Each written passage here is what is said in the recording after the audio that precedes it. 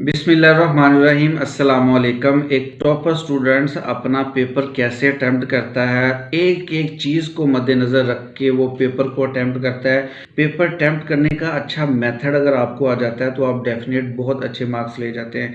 एक average students हमेशा छोटी सी छोटी चीज़ों को इग्नोर कर देता है और इस वजह से उसके मार्क्स अच्छे नहीं आते। तो टॉपर स्टूडेंट्स जिन चीज़ों को अपनाता है, जिसकी वजह से टॉप करता है, जिससे एग्जामिनर को पेपर चेक करना बहुत ईजी होता है और इसी वजह से वो अच्छे नंबर लेता है। तो ऐसे पॉइंट जो टॉपर स्टूडेंट्स अपनाते हैं वो तमाम चीज़ें आज आपके साथ शेयर करूंगा ताकि आप अच्छे तरीके से पेपर अटेम्प्ट करने का मेथड अगर आपको आ जाता है तो आप बहुत अच्छे मार्क्स ले सकते हैं। तो सबसे पहले एक टॉपर स्टूडेंट्स, एक अच्छा स्टूडेंट हमेशा ही 3 मिनट्स पहले अपने एग्ज़ाम सेंटर में पहुंचता है। उसे पता होता है कि मैंने टाइम पे जाना है और एक एक चीज़ नोट करता है। नंबर सेकंड, पेपर ड्रा करने का मेथड अगर आपको आ जाता है कि आपने पेपर को कैसे ड्रा करना है। अगर ड्राइंग का मेथड आपको आ जाता है, कैसे हमने डेफिनेशन देनी है, कैसे हमने लॉन्ग क्वेश्चंस अटेम्प्ट करने हैं और शॉर्ट क्वेश्चंस को कैसे करने हैं, ये बहुत इंपॉर्टेंट है। एक टॉपर स्टूडेंट्स का पेपर है और एक एवरेज स्टूडेंट्स का पेपर है। अगर आपने ड्राइंग अच्छी कर ली, पेपर ड्रा करने का मेथड आ गया तो डेफिनेट आप बहुत ज़बरदस्त मार्क्स ले सकते हैं। आपने ऐसे पेपर ड्राफ्ट करना है जिससे एग्जामिनर एस्पायर हो सके, आपके पेपर की फर्स्ट इंप्रेशन को देखते हुए वो इम्प्रेस हो। आपका फर्स्ट क्वेश्चन ऐसा अटेम्प्ट होना चाहिए कि जिससे पता चले कि ये एक टॉपर स्टूडेंट है। हमेशा एग्जामिनर फर्स्ट क्वेश्चन से जजमेंट कर लेता है कि ये स्टूडेंट कैसे है। आपने उसकी आसानी के लिए, एग्जामिनर की आसानी के लिए अपने पेपर को ऐसे ड्रा करना है जिससे एग्जामिनर इंस्पायर हो सके। आपका पेपर सामने आते ही तो एग्जामिनर के माइंड में फौरी एक मैसेज आना चाहिए कि ये एक टॉपर स्टूडेंट का पेपर मैं चेक करने जा रहा हूँ। सेकंड, पेपर आपका क्लियर एंड नीट होना चाहिए। आप ऐसे लिखें जिसमें कटिंग ना हो, बिल्कुल क्लियर एंड नीट होना चाहिए और इसी मेथड की वजह से पेपर का एग्जामिनर सोचता है कि ये एक टॉपर स्टूडेंट्स है। सेकंड, प्रॉपर हेडिंग होनी चाहिए। ये ना हो कि आप कुछ क्वेश्चंस की हेडिंग दे रहे हो और कुछ क्वेश्चंस की हेडिंग ना दें। तो जब भी आपने क्वेश्चन लिखना है, लॉन्ग क्वेश्चन लिखना है, तो प्रॉपर हेडिंग होनी चाहिए और इसी हेडिंग की वजह से एग्जामिनर को चेक करने में बड़ी आसानी होती है। हेडिंग की जजमेंट से पता चल जाता है कि आप हेडिंग के नीचे क्या लिख रहे हैं। नंबर थर्ड के ब्लू लाइंस, आपने दोनों साइडों पे ब्लू लाइंस आपने लगानी है और ऐसे लाइन लगनी चाहिए जिससे एक्यूरेट लाइन होनी चाहिए। एक स्केल से लाइन लगानी है।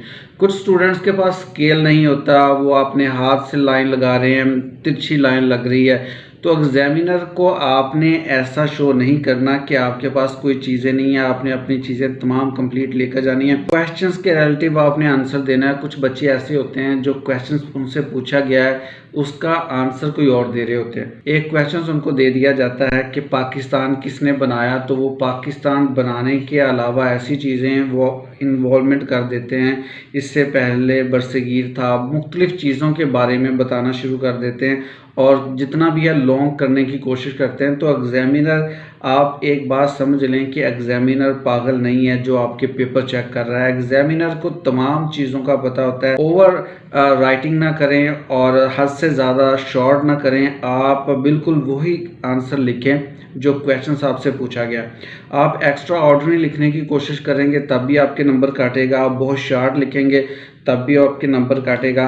आपने कोशिश करनी है कि जो आपसे पूछा गया क्वेश्चंस उसी का आपने आंसर देना है और ये एक अच्छे बच्चों की निशानी है। नंबर 5 पे कि कटिंग ना करें। जितना हो सकता है कि आप अपने पेपर को अच्छे अंदाज में लेकर चलें और कटिंग ना करें। बहुत से बच्चे क्या होते हैं कि एक पेज में उनकी 5 से 6 कटिंग बार बार कटिंग करते हैं, जिसकी वजह से एग्जामिनर को उसी वक्त जजमेंट हो जाती है कि ये बच्चा बार बार मिस्टेक कर रहा है। इसका मतलब ये है कि ये तैयारी करके नहीं आया, जिसकी वजह से बार बार कटिंग कर रहा है।